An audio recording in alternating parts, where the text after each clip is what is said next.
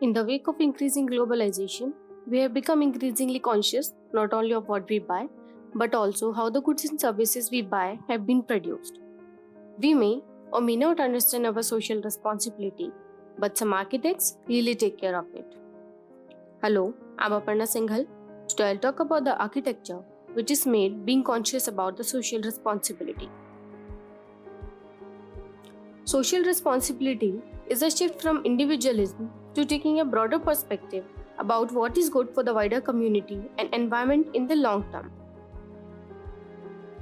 Rather than dealing with problems after they occur, being socially responsible is about preventing them before they happen.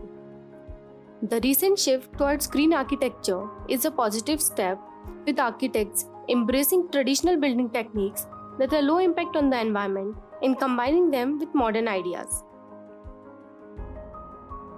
The Big Delta printer, designed by the world's advanced saving project, is a good example of architectural social responsibility, making it possible to build houses on site in remote regions, using locally sourced materials and at almost zero cost of communities.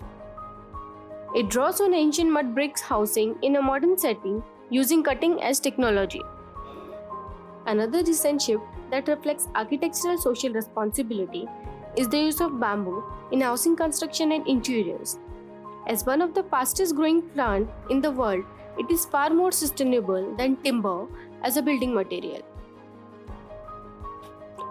The rise in earth-shaped entire homes, pioneered by architect Michael Reynolds, illustrates how architectural social responsibility can be put into the hands of every citizen.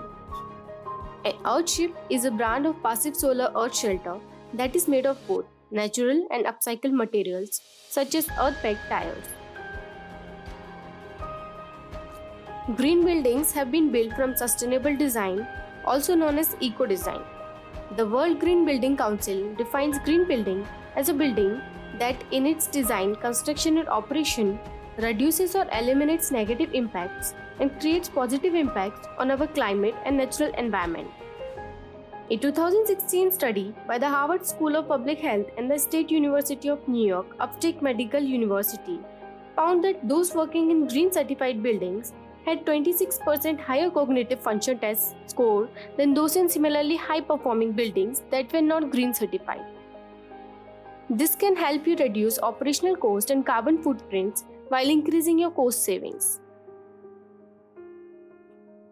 Architects also design for social impacts. Let us have a look over some of those designs. National Museum of Peace and Justice, informally known as the National Lynching Memorial, is a national memorial to commemorate the victims of lynching in the United States.